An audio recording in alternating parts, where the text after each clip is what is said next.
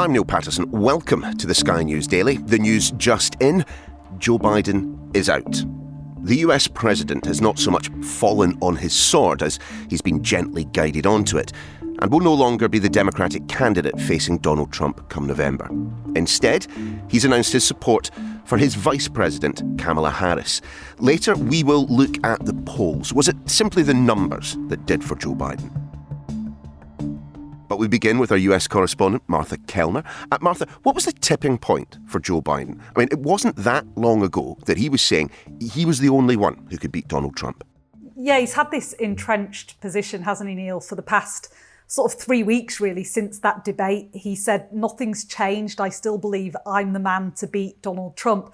Then something seems to have switched, I think, in the past 48 hours or so. He's been holed up at his house in Rehoboth Beach in Delaware. My understanding is that he summoned his closest aides to his house, socially distanced, of course, and he asked them to really take him through the polling, why so many people in the Democratic Party have come to form the opinion that, in fact, he couldn't beat Donald Trump in November. And he had this late night meeting with those aides. He then had his family meeting. His family is so key to him, not just his wife, Jill, but his son, Hunter, his granddaughter, Naomi. They are his closest confidants. He had this meeting with them late night Saturday. And by Sunday morning, his position seemed to have been solidified that he was going to step aside.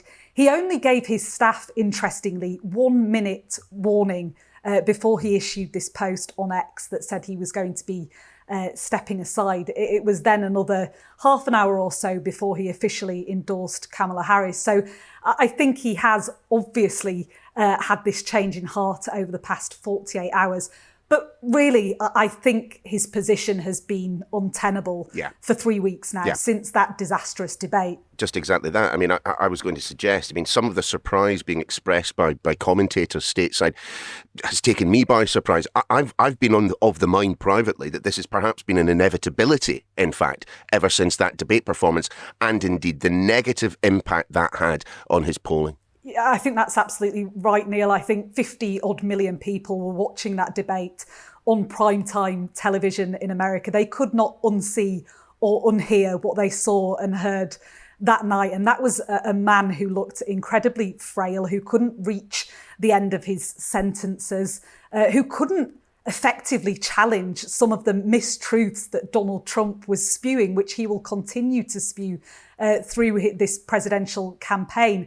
And if you can't trust a candidate to do that, then what can you trust them to do? And I think that was reflected in the polling. We saw, didn't we, just last week, that Donald Trump was leading Joe Biden in all 7 key swing states. And you had President Biden saying in that ABC interview with George Stephanopoulos after the debate, he was saying, look, you need to show me the polls, show me that I can't beat Donald Trump. Well, the polls did show that no sitting president had ever been trailing a candidate that drastically at this stage of the race and gone on to win. So I think ultimately the data convinced President Biden to step aside. None of which is to say that this will not have been an incredibly difficult decision for Joe Biden to make, and indeed one that I suspect will be pretty broadly praised, in fact, that he has been able to take this. This is a proud man, President Biden, but also a stubborn man. He clearly didn't want to step aside. He clearly believed up until the very last moment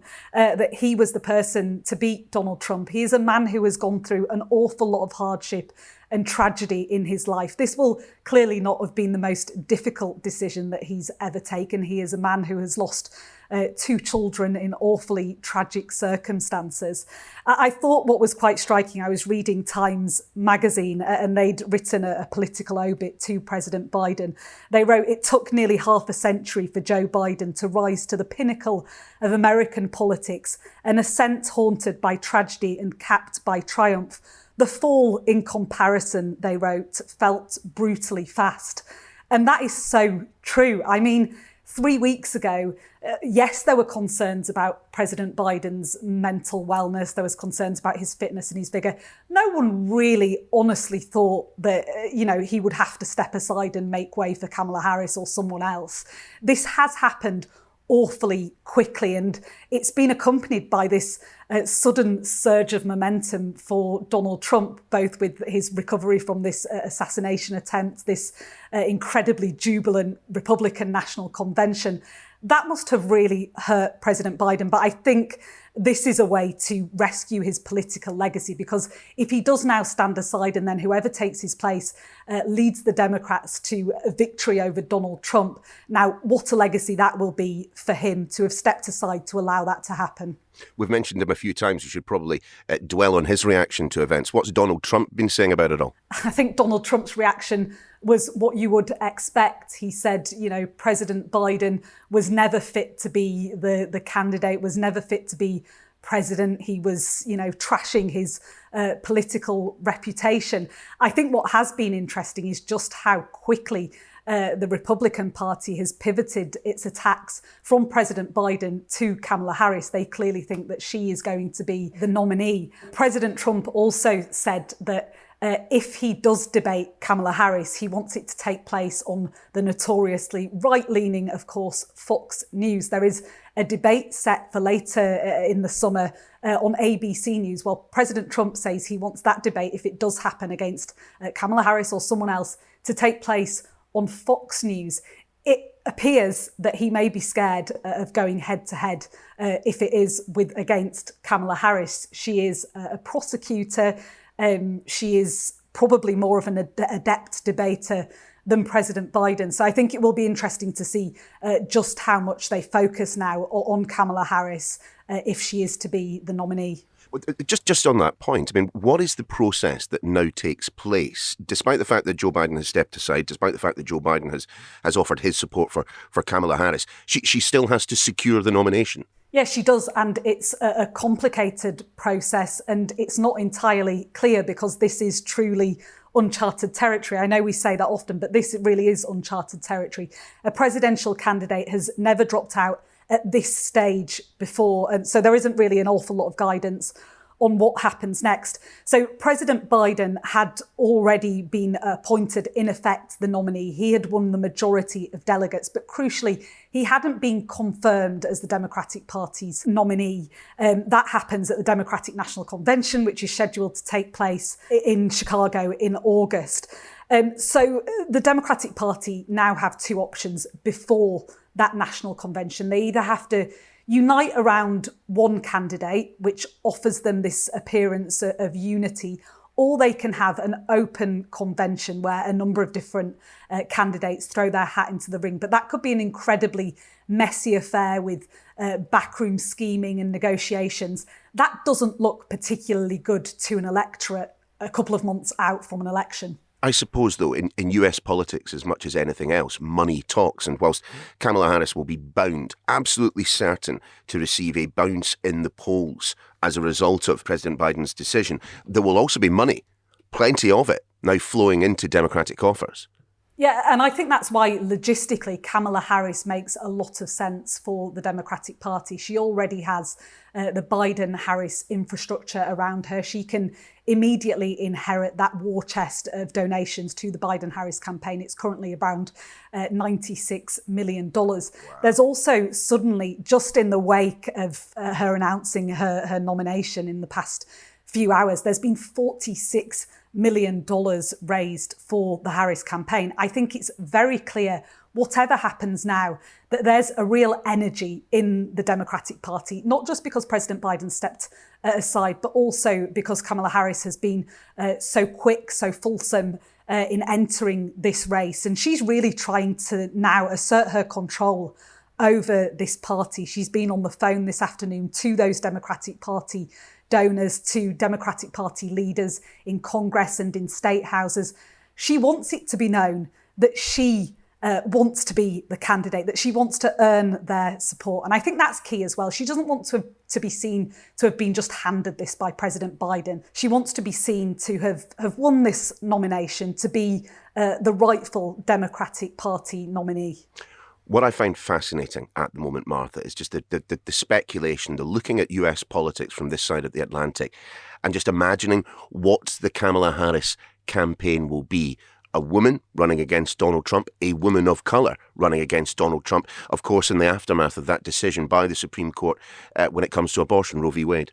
Yeah, and a prosecutor running against a felon, because that's what she is. She was the first black person to be Attorney General in California, which is the most senior legal position in any state. She rose to national prominence with this grilling of the Supreme Court nominee, Brett Kavanaugh, who was a Trump appointee to the Supreme Court. I think what we'll see from a Kamala Harris campaign that we may not have seen from a Joe Biden campaign is a lot of energy. She really needs to crisscross America, appealing to black men in urban centres, appealing to white suburban mums. And I think what we will see her is using abortion as a real rallying cry.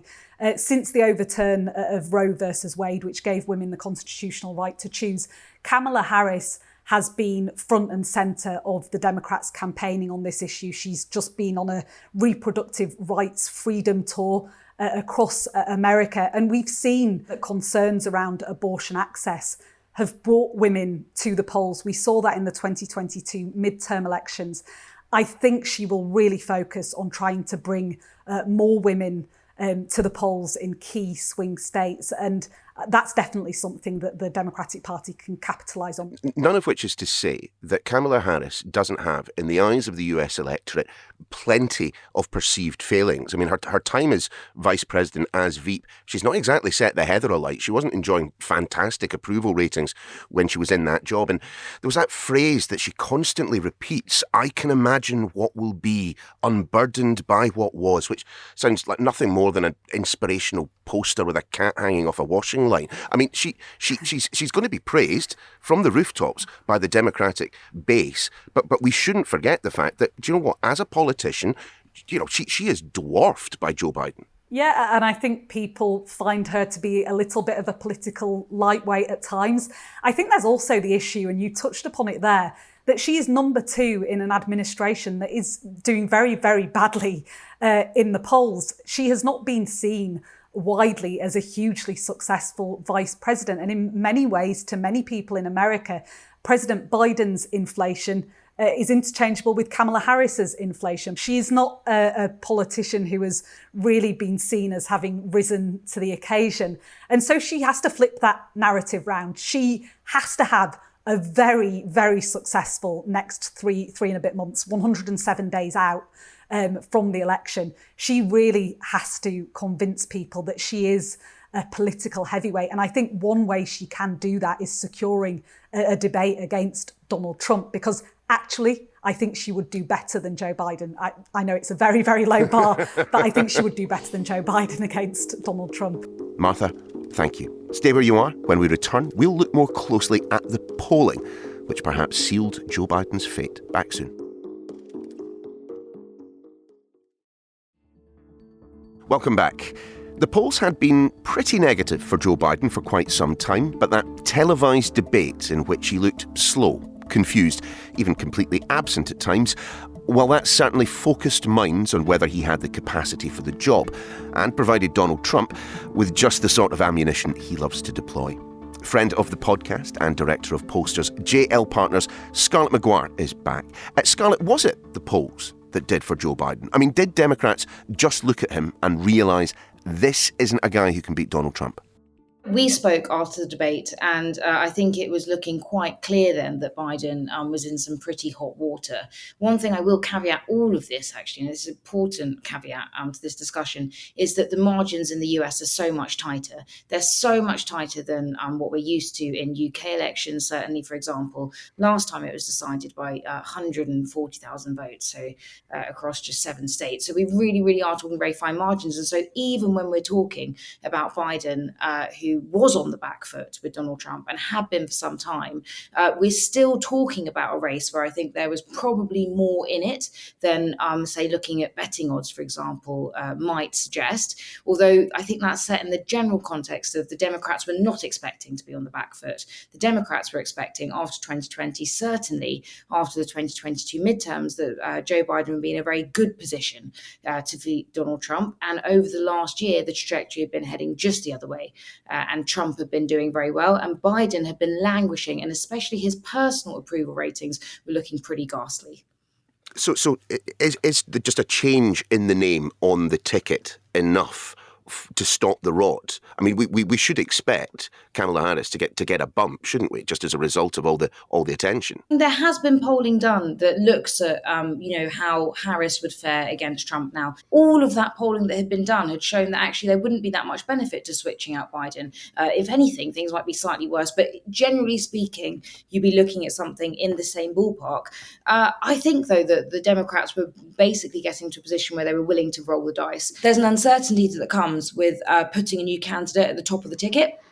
And I think that was an uncertainty they were definitely willing to take a gamble on, just because things were looking bad for Joe Biden. He was trailing in all those swing states behind Trump, some by some quite alarming margins for Democrats. So I'm thinking about there was a poll recently that showed Trump with a substantial lead in Michigan. Now, if that was to come to pass in November, the Democrats would be looking in certain trouble. You could expect Kamala Harris to have a bump. People see incumbent candidates in a different way. There are also signs that actually with these voters, some of these voters groups that Joe Biden was particularly struggling with black voters, with Hispanic voters, with young voters, that Kamala actually has upside relative to Joe Biden there. So it could be that she does help to turn out some of these Democrats that at the moment look more unwilling to turn out on general election day.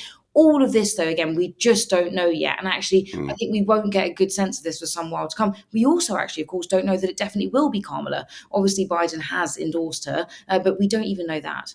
We certainly don't. But if for the purposes of this podcast, we presume that she goes all the way to November, just how is Kamala Harris perceived, viewed by the American public? Because I suppose to a great extent, that will determine the campaign that she runs. First thing I think, though, to say is that we've done polling, and others have too, that have shown her to be the most unpopular vice president in recent times. I think part of the hot water that we mentioned earlier that the Democrats are in was because they didn't anoint a successor. And that's actually quite striking if you think about the fact that there is then a sort of young, healthier vice president sitting in office that again, and it's still the fact that it's not certain it's going to be her is quite revealing. And this is because she was unpopular. It's only been in the last year that her ratings have been better relative to Biden's. And that's frankly because Biden's have got worse, not because hers have become substantially better with the American public. She's actually been relatively out of the spotlight for a vice president. That actually, again, there could be upside as well as downside. And again, that's something they're ready to roll the dice on. And I suppose whenever you are looking at a candidate for the office of president in the United States, you not only have to look at them, but you have to look at the way that they are perceived when sat against the other option. I mean, it's a binary alternative, in essence, being placed in front of the American people. I just wonder, given that we know the Donald Trump playbook, strong man of action, man of the people and all the rest of it, how Kamala Harris sits next to that. I mean, is there an advantage to her being a woman and a woman of colour in a presidential race against Donald Trump?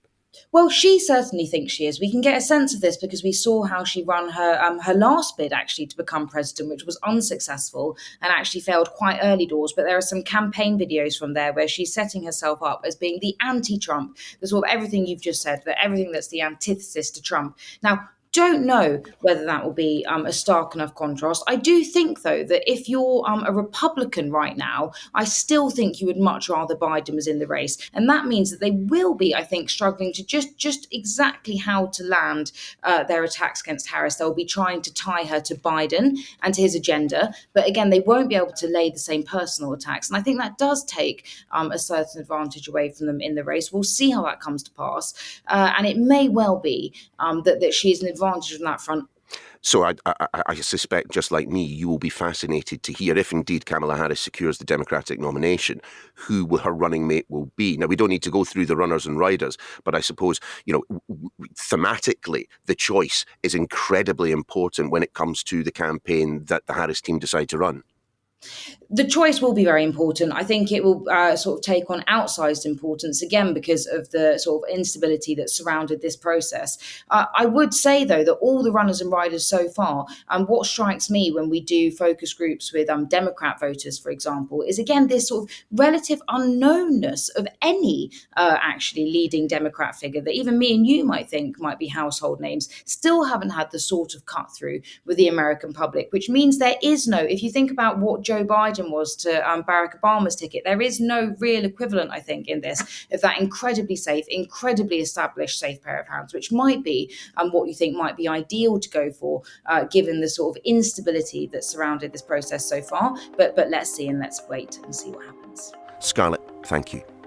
Politics? Well, it's a tough old business. One minute you're President of the United States campaigning for a second term, the next you're shuffling to the exit.